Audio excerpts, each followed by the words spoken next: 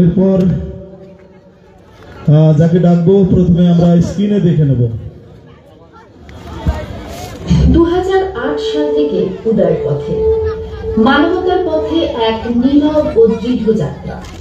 অসহায় সেবা, যুব সমাজ, স্ক্রিনের সামনে থেকে সরে দাঁড়াও, স্ক্রিনের সামনে থেকে সরে দাঁড়াও। সাংস্কৃতিক চর্চা।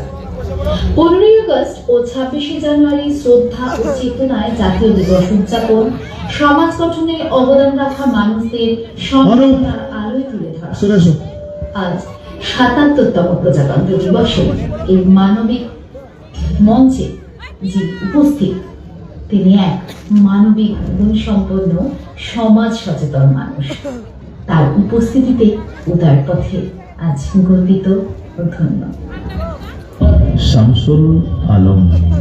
সাহিত্য ও সংস্কৃতির চর্চায় সমাজকে সমৃদ্ধ করার এই অবদানের স্বীকৃতি হিসাবে তাকে জানানো হচ্ছে সেরা সাহিত্য ও সংস্কৃতি সম্মাননা 2025।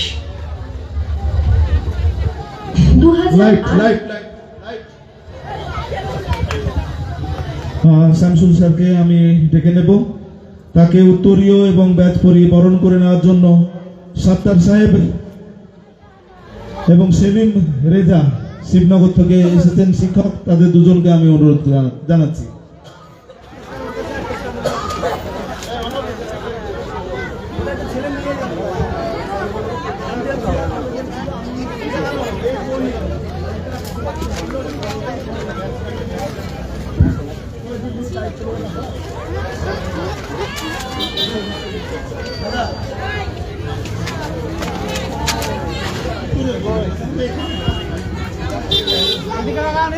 ঘুরে দেখেন না সামনের দিকে। একটা ব্যাগ পাওয়া যাচ্ছে না, লাল কালারের হ্যান্ড ব্যাগ, যদি কেউ পেয়ে থাকো। এখানে আমাদের সহযোগিতা করবার জন্য এক ভাই এসেছে, তার সেই ব্যাগটা পাওয়া যাচ্ছে না। যদি কেউ পেয়ে থাকো প্লিজ আমাদের মঞ্চে এসে দেবেন। ব্যাগ আছে।